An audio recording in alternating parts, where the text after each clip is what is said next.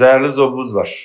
Göz qabarma, ürək döyüntü, arıqlama, əsəb, titrəmə, tez yorulma, istiyə dözümsüzlük, depressiya, hamısı var. İstiyə dözümlü yox, amma sayılarımız var.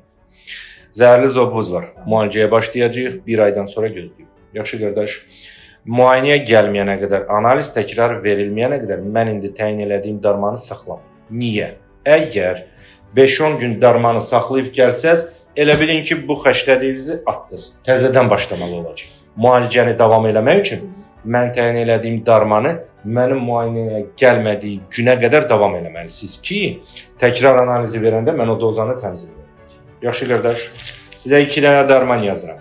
Zəhərli zobun darmanı, bir də ürək döyüntüyə görə. Ürək döyüntü götürməyə yazmışdınız mənə. Yazdım. Biraz kömək elədi analiz çıxana qədər. Bəli. Bir də doktor, mən sizə bir şey deyim. Məndə elə bir qan asılı, hamısı bundan qaynaqlanır da, zoblar. Çox ehtimal. Məndə bir də hamiləlik də açılmış olmuşdu. O da ondan olur. O ürək döyüntü üçün darman yazmışdım ha sizə. Onu ən azı 10 gün qəbul edirsiniz. O da 3 dəfə idi. Bəli, bir tabletkadan 3 dəfə yarım saat bu darmandan sonra. Tamam. Və 10 gündən sonra nəbzi ölçürsüz. Nəbz ölçə bilirsiniz. Aparat yoxdur evdə, təzyiq aparatı. Ölçdülər ya onu. Ay sağ ol, ölçdürün. Bax burada da qeyd eləyin. Onu diqqətlə eləyin ha. O ikinci darman var.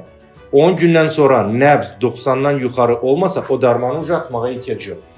Başa düşdünüz? O sırf ürək döyüntüyə görədir. O da zəhərin miqdarı çoxdur deyə o indi verir sizə ürək döyüntü. Sadəcə mən indi zəhərli zobu bloka salıram. 5-10 gündən sonra zəhərin miqdarı azalacaq. Uca ürək döyüntü o qədər olmayacaq. Onu nəzərdə saxlayarsınız. Yaxşı? Ona görə ki, normal ürək döyüntü zamanı o darmanı atsaz, ürək döyüntünü çox salacaq. Yaxşı? 90'ı keçmədi, atmırsınız. 90'dan yuxarı oldu, atırsınız. İlk 10 gün onsuz da atırsınız. Buna bu zəhərin miqdarı azalmaq üçün ən azı 10-14 gün lazımdır. O müddətdə o ikinci darmanı atın.